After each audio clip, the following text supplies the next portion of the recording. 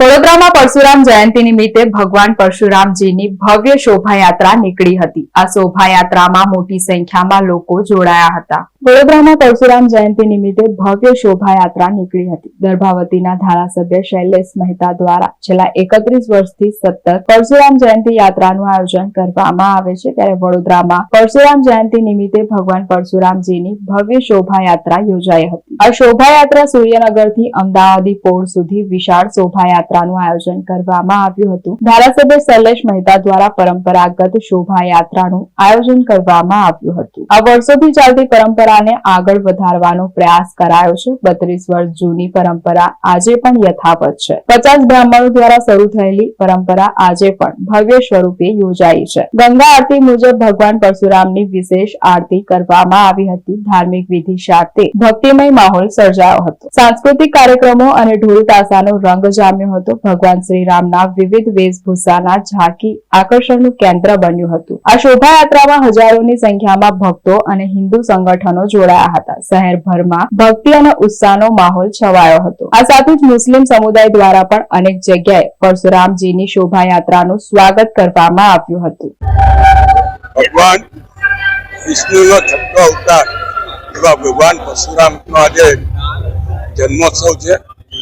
વર્ષોની પરંપરા મુજબ આજે આ જન્મોત્સવ નિમિત્તે અહીંયાથી શોભાયાત્રા નીકળી રહી છે।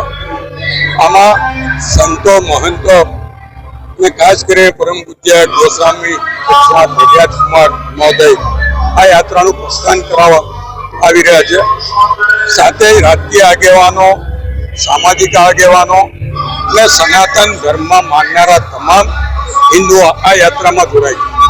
આ યાત્રાની વિશેષતામાં આમાં ભગવાન પરશુરામની ભવ્ય મૂર્તિ પણ સાથે હોય છે। સાથે જ વારાણસી ગંગા આરતી કરનારા બ્રાહ્મણો આજે અહીંયા વડોદરા શહેરમાં ગંગા આરતીનું આબેહૂબ આરતી કરીને પ્રદર્શન કરશે।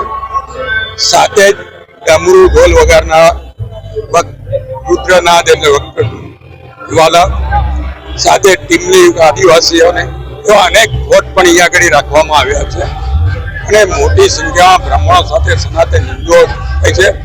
અને વિશેષતામાં અહીંયાથી માંડવી સુધી વચ્ચે મુસ્લિમ આગેવાનો દ્વારા પણ આ યાત્રાનું સન્માન કરવામાં આ યાત્રા જે આપણી ધરોહર માંડવી છે એને નુકસાન ના થાય એના માટે ગઈ વખતે પણ ત્યાં આગળ ડીજે અમે બંધ કરાવ્યું। આ વખતે પણ માંડવીની આજુબાજુ ડીજે ના વાગે એની અમે કાળજી રહે એ વખતે ફક્ત ઢોલ ત્રાસા પર જ શોભાયાત્રા આગળ વધશે। હું આપના માર્ફત જે કે હજુ બાકી હોય લોકોને પણ જોડાઈ જવા વિનંતી કરું। ધન્યવાદ।